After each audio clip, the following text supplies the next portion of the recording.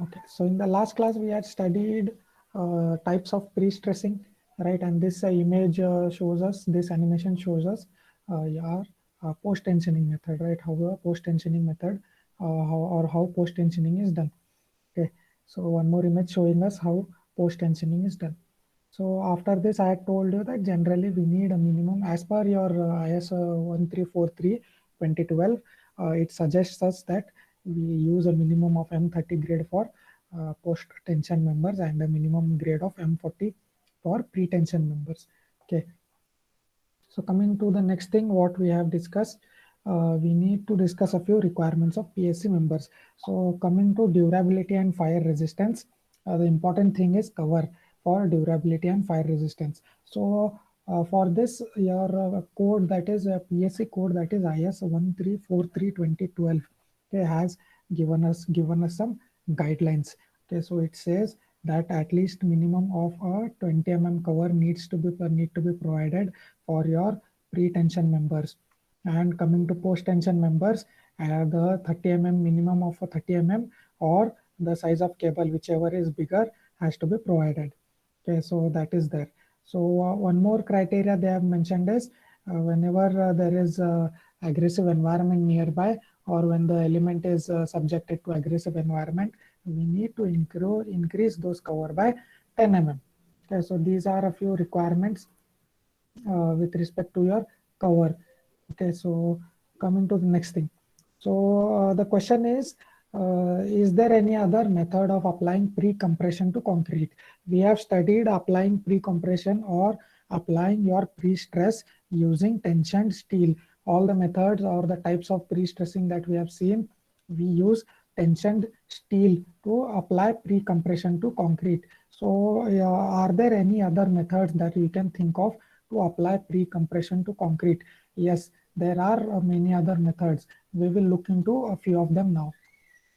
Okay, so one method is by whenever you have a cylindrical shaped structure like a water retaining structure, then what you can do is you can do circumferential wire binding, right? You can bind circumferentially using wires. You can bind them tightly. So what that does is it develops hook compression. And when you pour in liquid, what the liquid tries to do is it tries to open up your cylinder. But what your steel wire, what you have binded does is it contracts those forces and holds your cylinder from opening. So one more example was your in your first PPT I had shown you the wine barrel. The wooden lats were held together by your metal bands, right? That is also one example of circumferential wire binding. Okay, so one more yeah, example is using of deflected steel sections. Okay, so what do we mean by deflected steel sections? So suppose this is a deflected steel section. So when I apply load like this, okay, whenever there is a load coming on this, so this member is very elastic in nature. Okay, elastic in nature and is very deformable. Okay, so this is a deflected steel structure. When load are applied, it will deflect like this. Okay, it will get deflected in this shape, and whenever this load is again removed, what will happen? It will come back to its original shape. So what we can do is we can apply load, we can deflect it, and we can pour concrete around it. So that deflected force will be transferred to concrete as pre-stress. Okay, so this is one method of applying your pre-compression to concrete or pre-stress to concrete using deflected steel sections embedded in concrete. Okay. So one more method is using your expansive cement. This is one method. By using expansive cement, it comes under your chemical method of pre-stressing. Okay, so we can develop a limited amount of tension, limited, okay. Remember, we can develop only limited amount of tension in steel and limited amount of compression in concrete. We need tension to be developed in steel and concrete, and compression to be developed in concrete. So that is done by using expansive cement. That is one more method. Okay. One more method is generation of compressive force between the structural element and its abutments using flat jacks. Okay, so these are abutment. These two are abutments which are rigid in nature and which cannot be moved. Okay, so they are held together in place. They cannot move. They are very rigid. Okay, so what we do, we place a structural member in between them and we apply compressive force using hydraulic jack. Okay, so compressive forces are induced in your member using hydraulic jacks. So that is one more method wherein we can apply compressive forces, or we can apply pre-compression to your concrete member using your flat jacks, okay, and holding your element between abutments. So these are a few methods.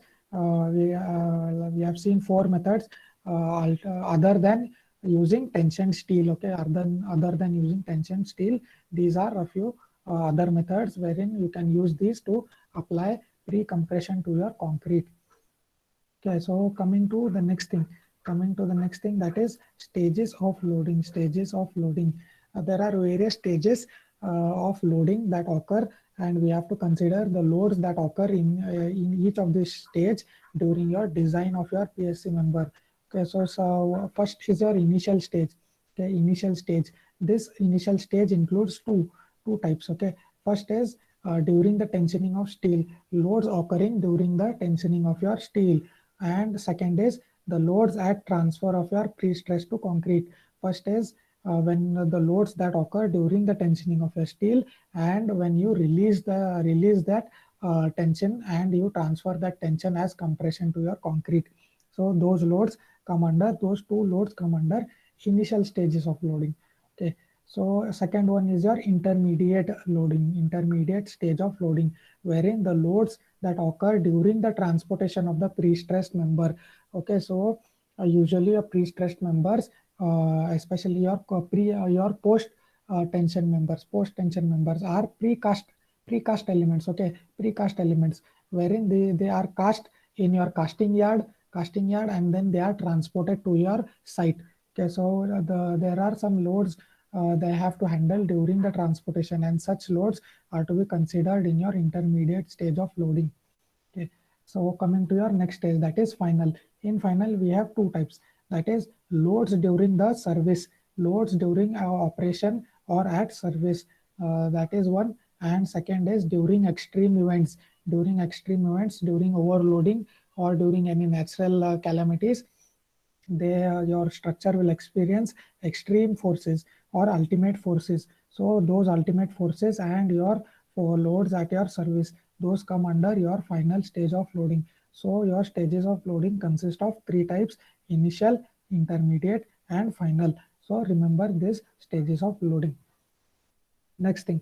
Next thing is your tensioning devices. We have seen a few tensioning devices in your previous classes. That is mechanical devices we had seen, which uses mechanical devices to tension your steel. Then we have seen hydraulic devices wherein it uses your hydraulic principle to tension your steel. It can generate large amount of forces, right? And which are very accurate and which can be controlled using your pressure gauges, right? It can be monitored and controlled. Then electrical method we have seen wherein it uses passing of your electricity through your tendons, right, through your steel. What we do is we pass low voltage but high ampere current through your steel. What that does is it heats your steel. And after heating, the steel expands. Okay, and your pre-stresses induced. So that is there. Next thing we will look into now is chemical method of tensioning, chemical method or chemical device that we will be using. So in chemical, what we use is we use expanding cements. Right? We use expanding cements. So expanding cements is say a type of cement wherein it expands as it cures. Right? It expands as it cures. So the degree of expansion, right? The degree of expansion is controlled by varying the curing condition, right? The degree of expansion that you need, can be controlled by varying the curing condition. By controlling the curing operation, we can control the degree of expansion that is there. Then what happens when we allow the expansion to happen, right? We have embedded our tendon in our steel, tendon in our steel and tendon in our concrete, and we have allowed it to expand. There are no restraints on our concrete. It can be allowed to it has a space to expand. So what that expanding concrete will do is it will start to stretch the tendon which is placed inside it, right? Because there are no restraints, your concrete will start to expand, and along with it, the steel which is inside it will also start to expand.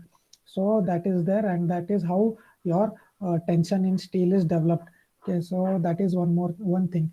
When but Second thing is when your concrete is not allowed to expand, right? So it is restrained. Expansion is restrained by placing it in some abutments or placing it in a frame.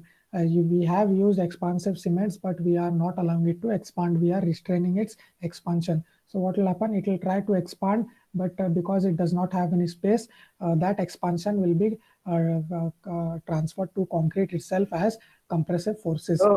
Sir ಹಾ ಹೇಳ್ರಿ. Sir sir ಸ್ವಲ್ಪ slow ಇಡು sir. Slow ಹೇಳ್ರಿ. ಹಾಂ sir. From where should I explain again? Which part? ಈಗಿಂತ ಹೇಳಿ sir ನಡೀತೈತಿ. Chemical. Okay. Okay, so in chemical, what we do is what we do is we use expanding cements. Right? The one type of cement that we can get in your market is your expanding cement. So expanding cement, as the name suggests, what it does is it expands as it cures. As we keep it for curing, when we use your expansive cement in your concrete, and when we cast your concrete, and when that concrete is kept for curing, that concrete starts to expand. The volume of your concrete starts to increase, right? That is the main thing. The size of your concrete starts to increase. So that is what is your expanding cement and your expanding concrete. Okay, so that expansion, the amount of expansion or the amount of increase of your volume of your concrete, how that can be controlled, right? It cannot be just left on itself to expand. We have to control it, right? So the degree of expansion or the amount of expansion that we need can be controlled by varying the curing condition, right? By controlling the curing condition, we can control the degree of expansion. That is how you control the expansion, by varying the curing condition. That is one thing. Okay, so one more thing is two types. As I am explaining, there are two types. When your concrete is allowed to expand freely, when your concrete is allowed to expand freely, and your second type is when your concrete is restrained. When your concrete is restrained, it is not allowed freely to expand. Okay, so in the first case, when you have poured your concrete, you have poured your concrete and your cement is expansive cement, and there is steel inside your concrete. Okay, you have placed your reinforcement, you have poured your concrete. Okay, and there are no restraints. Your concrete can be allowed to expand freely. So what will happen is, as your curing is taking place, your concrete will start to expand in volume. It will start to increase its shape, increase its volume. So your steel which is placed inside will also stretch along with your expanding concrete. No, so the steel will experience tension, right? Your steel will experience tension. So that is how you induce your tension in your steel using chemical. Okay, that is using your expanding cements. Okay, so this is one case. Coming to your second case. Second case is your restraints. When your concrete is expanding, but it is not allowed to freely expand, it is restrained. Expanding or increasing of the volume is restrained. So in such case, what happens? There is no space for concrete to expand, and when that happens, that expansive force is in turn what it is transferred to your concrete as compressive forces, because it is not allowed to expand. The expansion is restrained. That induces compressive forces in concrete. Okay, so these are the two types of expansive cements. Okay, examples under chemical and examples under chemical type of tensioning. Okay, so this is under chemical. So these four things that I've explained, that is your chemical, then your other four types are, they are not very important with respect to your point of your syllabus, but you should know that there are methods that you can use to apply pre-compression to your concrete. Okay, there are methods that you can adopt for applying pre-compression to your concrete other than your tension steel. Okay, so these are a few methods that I have explained. Okay, so if you have any doubts regarding whatever I've explained until now, you can just ask.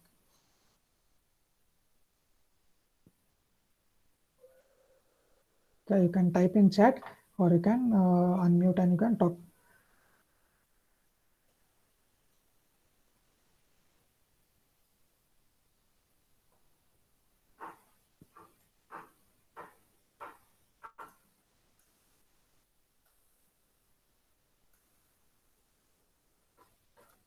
Okay. So we will be moving on to the next topic. Next topic, that is your pre-stressing systems. Pre-stressing systems. Pre-stressing systems. Okay, remember the topic, that is pre-stressing systems. Before that, what we will do is we will just do a comparative study between pre-tensioning and post-tensioning, which is an important topic. Your pre-tensioning and post-tensioning. We will just have a differentiation between these two, and we will understand in detail. Okay, so coming to the comparative study between your pre-tensioning versus post-tensioning. Okay. So your first column is for pre-tensioning, second is for post-tensioning. So first point, under pre-tensioning, steel is tensioned prior to that of concrete, right? Your steel is placed in your formwork and it is tensioned. After it is tensioned, what we do is we pour our concrete. So your steel is tensioned prior to that of pouring of concrete. So that is the main criteria for pre-tensioning. That is what the name suggests. It is pre-tensioned. Okay, it is released once the concrete is placed in hardened, right? Once the concrete which we have poured has hardened, it has cured properly, it has obtained proper strength. What we do, we cut the steel and we transfer the stresses from steel to your concrete. Okay, and the stresses are transferred along the wire by means of bond, because the steel wires are in contact with your concrete, right?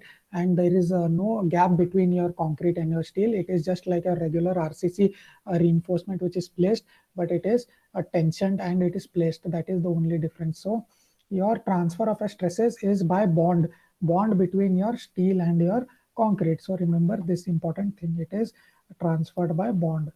Okay, so coming to the same point in a post-tension member, in post-tension members, concreting is done first. Okay, remember, concrete is poured and ducts are placed before placing your concrete. Hollow pipes, what we call as ducts, hollow pipes. And after your concrete is hardened, what we do is we pass our steel through those holes or through those ducts, and then we what we do, we tension our steel. And the transfer of stress is done by end bearing, right? Thus, they suppose this is your beam and this is a steel which is passing, because there is no bond between the steel and your concrete, because there is no bond, because this steel is passed in a duct which is hollow, right? Your steel has to be held in place by this end bearing, right? End bearing, and not by bond, because there is no bond between this steel and your concrete. Okay, so it is held together by bond, and the stress transfer is done. It is not held together by bond, and the stress transfer is done by end bearing. Okay, remember this point. Coming to a second point. So it is suitable for short span. Whenever you have short span beams, you can use pre-tensioning. Okay, and it is very suitable for precast products. Precast products like sleepers. By sleepers I mean railway sleepers. Okay, and electric poles.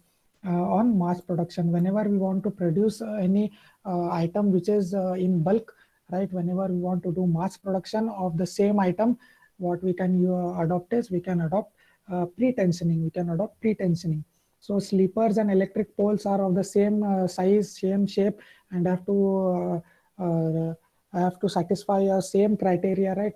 And they come under your same, they face your same loads and all, same stresses. So what we can do, we can mass produce them using your pre-tensioning method.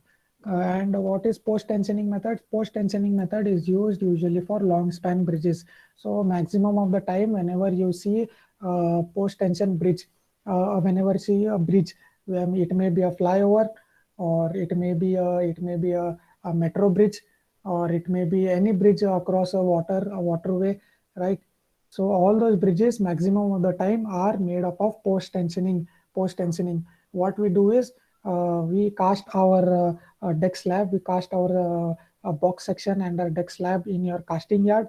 We cast them in your casting yard, and they are transported to your on site they are transported, and then they are held together in place by post tensioning.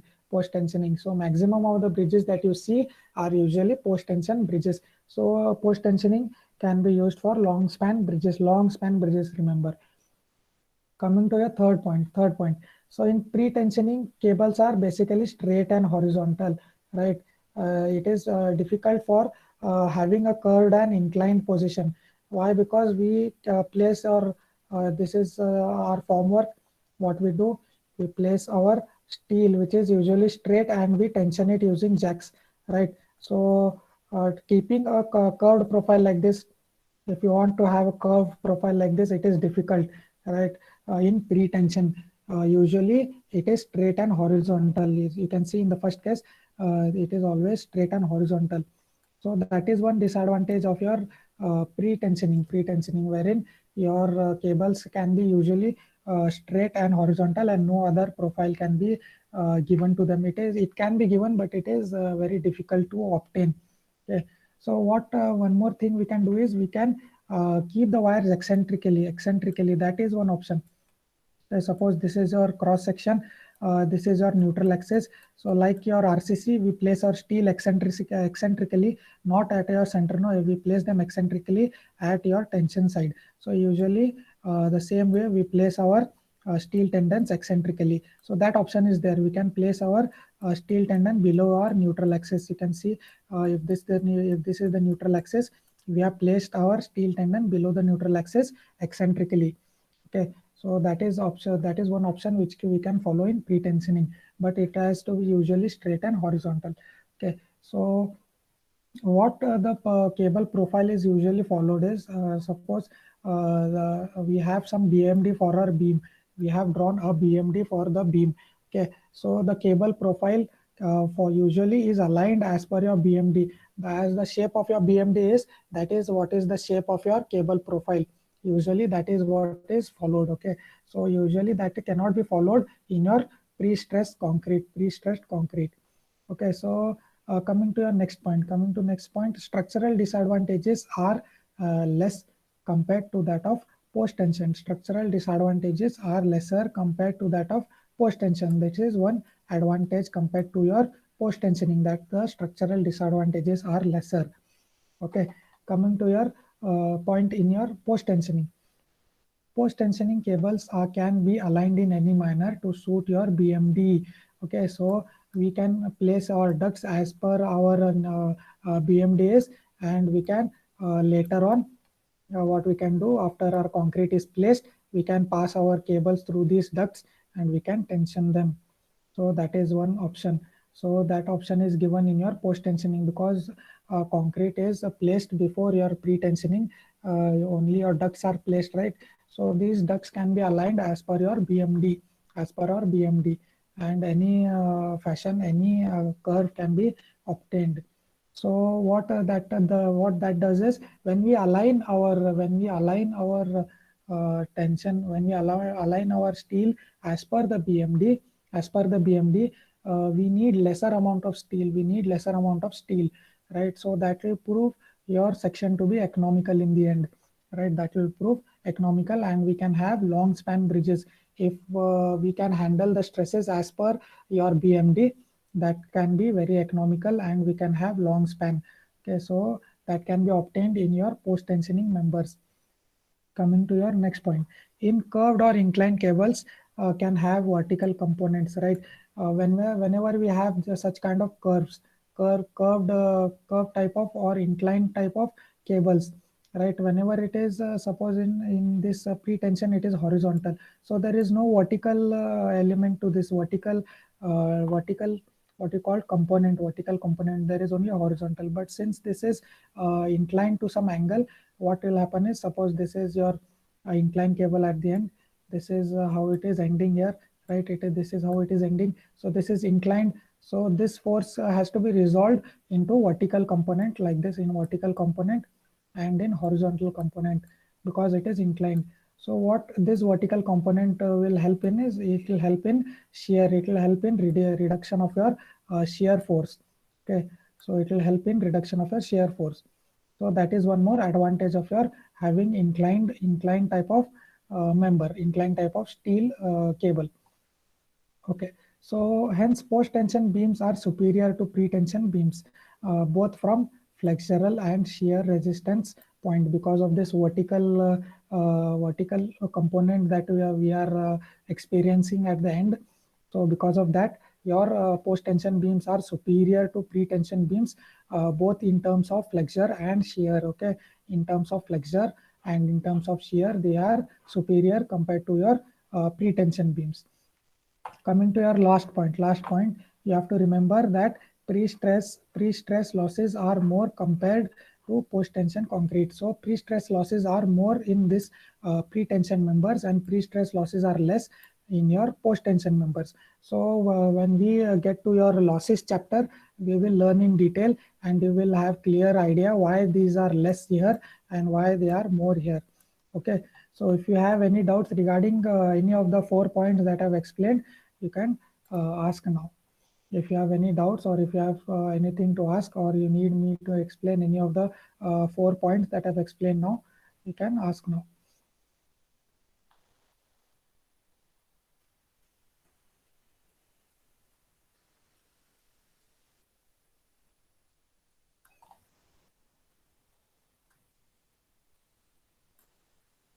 Okay, so moving on to pre-stressing systems. Moving on to pre-stressing systems, which is our next topic. Right, our next topic is pre-stressing systems. So under pre-stressing systems, we have the main two are our pre-tensioning system and our post-tensioning system, which we have already learned, right? We have learned our pre-tensioning system and we have learned our post-tensioning system. So under this pre-tensioning and post-tensioning system, under this pre-tensioning system and under our post-tensioning system, we have a few other, which we will be learning in detail now. Okay, so just before we get into those details, we will learn about this pre-tensioning system. We will just glance through what are the stages of pre-tensioning. So what we do is, in pre-tensioning, what we do, high steel tendons are pulled between two abutments, right? We pull our steel between two abutments, and then we cast our concrete, around it. Okay, so that is there. Then after our concrete attains desired strength, after our concrete is cured, after our concrete is cured and it hardens, what we do, the tendons are cut loose. From the abutments, and what that does is, it transfers the tension from the steel to concrete as compressive forces. Okay. So pre-stress is transferred from tendons due to bond, right? Because of the bond, how they are transferred, how the stresses are transferred, it is transferred by bond. Remember, very important, by bond. Okay, so during the transfer of pre-stress, the member undergoes elastic shortening, right? Because of the compressive forces applied by our steel, what happens is, the concrete will experience some amount of shortening in its size. It will experience some amount of shortening in its size, and that is elastic in nature. If that load is removed, that elastic shortening which has happened will be nullified, meaning it will expand and get back to its original shape. So it is elastic in nature. What is elastic? The shortening that is occurring of our concrete is elastic in nature. So that is what we call as elastic shortening of our concrete. Okay, so, and when the tendons are located eccentrically, right? When the tendons are located eccentrically, meaning they are located at the bottom part here, right? Our tendons are located. What that will do is, that will cause our member to camber like this. It will cause our beam to camber, or it will cause our member to hog, right? It will start to hog. So that is what is mentioned here. The member is likely to bend and camber, right? So it will cause it will not cause a major deflection, but some amount of desired camber it will cause, right? And when service loads come upon that beam will become flat. It will become neutral in shape. Okay, so that is what is happening when we have tendons which are located eccentrically. Okay, so to summarize the various stages, first is anchoring of our tendons, then second is placing of our jacks and tensioning, right? Applying tension to the steel by using these jacks, then casting of our concrete, and then cutting of our tendons. So this is the stages of our pre-tensioning stages, various stages of pre-tensioning. That is, first is anchoring, then using jacks to tension the steel, casting of concrete, and cutting of tendons. Remember these stages. Okay, coming to few advantages of pre-tensioning, we have seen that pre-tensioning can be used in production of bulk or mass production. Okay, so this is one advantage. Then in pre-tensioning, these anchorage devices are not required. Anchoring devices are not required because the steel is held in place, or steel is held in your concrete by bond. Okay, just like how your steel is held in your concrete in RCC, the same way your steel is held in place by a bond in your pre-tension member. So anchoring devices are not required, or they are not present. So these are advantages of pre-tensioning. Similarly, there are a few disadvantages or a few limitations, what we can call, for pre-tensioning. Right, for pre-tensioning, bed is required for pre-tensioning. Right, I will show you the pre-tensioning bed. So we require this pre-tensioning bed. We require these end abutments. Right, these end abutments are required. This pre-stressing bed is required. So that is required for our pre-stressing, right? Then there is a waiting period. Why? What do I mean by this waiting period? So once I cast this concrete, once I have cast this concrete, I have to wait for at least 14 days, or at least until the concrete hardens and obtains a certain amount of strength, right? Until it hardens properly, it has proper strength. Until and unless that happens, I cannot cut this steel, and I cannot remove my concrete from this pre-stressing bed, right? Until it cures, until it hardens, I have to wait. So there is a waiting period. So that is one more disadvantage of our pre-stressing. Okay, and one more thing is that we need good bond between concrete and steel, because that is the main criteria how your steel is held in your concrete. So if there is no good bond between your concrete and steel, there is a high chance of your member to fail. So that is one more disadvantage of your pre-tensioning. Okay, coming to your devices which are required in pre-tensioning devices, essential devices, as I'll show you here. We need a pre-stressing bed. A pre-stressing bed you require. This is your pre-stressing bed. Then we require end abutment. End abutments. These are our end abutments. These two end abutments. We need anchoring device at one place, right? At one place we need anchoring device to hold our steel in place. Then we need jack at another end. Which will tension our steel. Then we need a mold. We need a mold for placing our concrete in, right?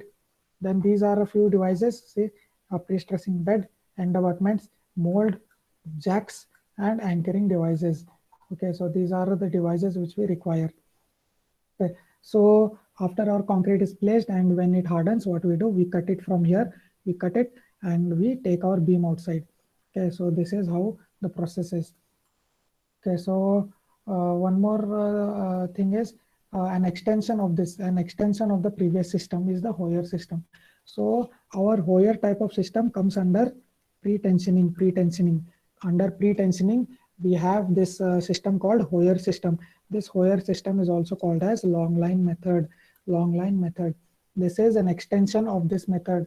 This method which we have seen now, this is the extension of this is nothing but your Hoyer system, wherein instead of having only one concrete block here, instead of having only one beam, we have several beams. See, we have several beams in series, and what we do, we simultaneously pre-stress them, right? Simultaneously pre-stress series of concrete molds. Okay, so this is nothing but your Hoyer system, wherein several members are cast in a single line. Okay, they are cast in a single line. same what we have seen here. Instead of a single element here, we have multiple elements and they are pre-stressed simultaneously. Okay, so coming to this is also called as long line method. Remember, this is also called as long line method. So what are a few disadvantages of this method, right? Disadvantages that when these end abutments need to be very strong, right? These end abutments need to be very strong because they have to pre-stress this long steel cable which is there, and they have to be having a good foundation to hold it in place. This need to have good foundation to hold it in place. This pre-stressing bed also needs to be strong. Okay, so the end abutments have to be sufficiently stiff and should have good foundations. Okay, so this is usually expensive whenever we are dealing with large pre-stressing forces. Whenever we have large pre-stressing forces involved, right? Whenever we want to have large pre-stressing stress here, pre-stressing or tensioning force here, we need to have strong. We need to have strong abutments. Okay, so that is usually expensive. Okay, so what we can do is we have adopted a second type of system. Instead of having this system wherein we have end abutments, we have developed a new type of tensioning system that is using self-equilibrating system. Self-equilibrating system. This is done by a tension frame. We use a tension frame instead of this pre-stressing bed. Okay, this is also coming under Hoyer type of system, but instead of using this pre-stressing bed and this end abutments, we will be using a tension frame. We will be using a tension frame which will be adopting a self-equilibrating system. Okay, let me explain what and how this work. Okay, so this is the sketch before your concrete is placed in. Okay, before your concrete is placed in. Let me explain it with your concrete placed in. I will explain it here and then I will explain it there.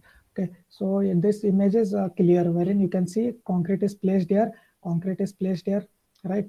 This is your mold, this is your mold, wherein your concrete is placed. This black thing which you can see is going throughout, it is going throughout now. It is your frame, it is your frame, which is very rigid, it is your frame.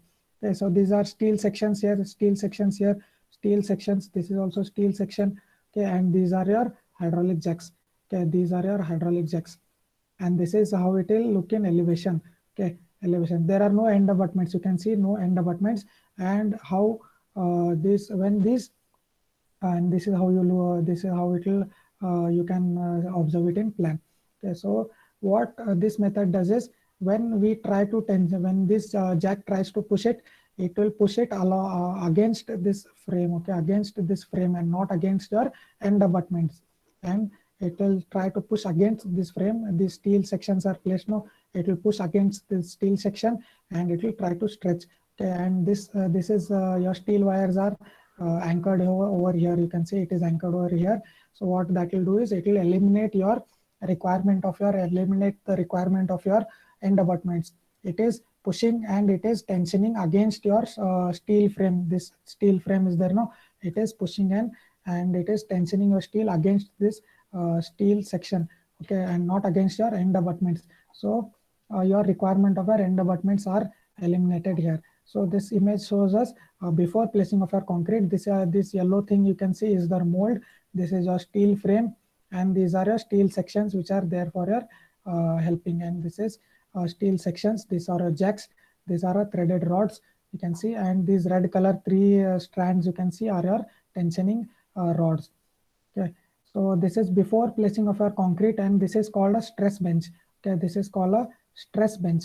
Okay, previous one we had seen was your pre-stressing bed, and this is your stress bench, wherein we do not have end abutments, and it is tensioned purely by reactions from your steel frame, the steel frame.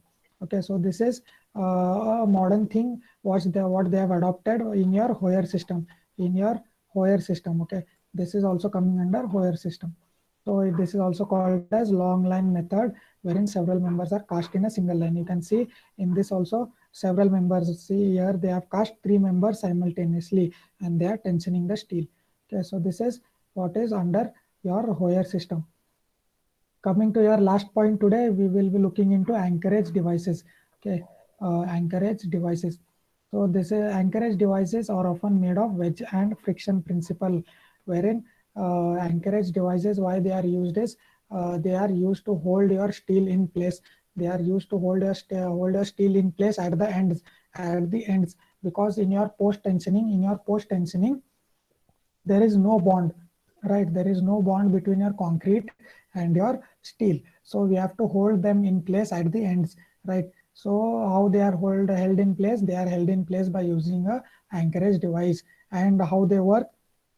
They work on friction principle. They work on wedge and friction, not only on wedge but on both wedge and friction principle. I will explain this in detail as we go forward in the section, inside the section. So just understand, this is example of a chuck assembly for anchoring tendons. This is called the chuck. And you can see seven wire strands, seven, okay, not one but seven wire strands are passed through this. This is the direction which they have passed, and they are tensioned. Okay, this is the direction. Okay, so inside this chuck, how the assembly is, this they have, it has cap, right? You can see the cap here. And then inside it has a spring, and inside it has a retaining ring and a jaw assembly, and this is covered by a body. Okay, so this jaw assembly, you can see it is split. It is a split thing, and it is not a single unit. And this is the main thing which holds your steel wire in place. And this assembly is such that it allows your steel to move in this direction. Whenever you apply jacks and you pull your steel, no, it will allow your steel to pass. It will allow steel to pass in this direction.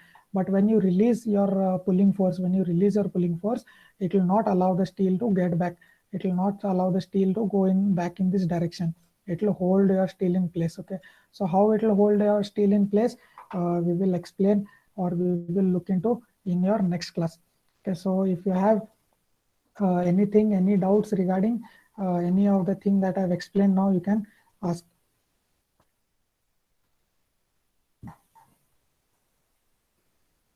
We have looked into pre-stressing systems. Under pre-stressing system, we have covered pre-tensioning system. Okay, under pre-stressing system, we have covered pre-tensioning system. If you have any doubts, you can ask now. You can type in chat, or you can unmute and you can ask.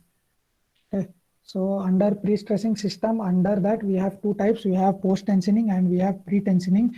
And under pre-tensioning, we have one method, that is Hoyer long line method, which we have studied today. Okay. So under post-tensioning system, we have four types. Let me just show you. Under post-tensioning, we have four types.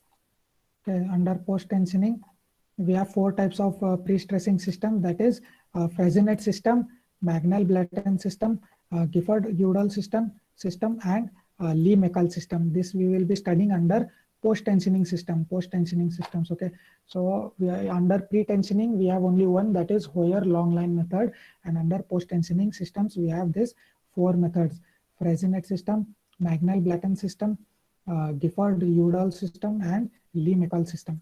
Okay, that we will be looking into your next class. We are running out of time, and we will have 5 minutes of discussion before we end the session. Okay, so if you have any doubts, you can freely ask now.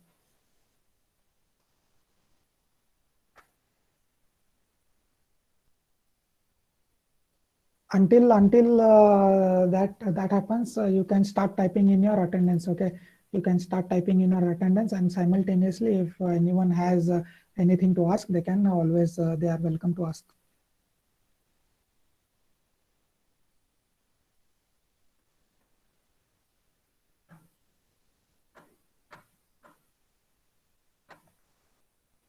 You can type in your attendance, and simultaneously, if you have any doubts, you can ask.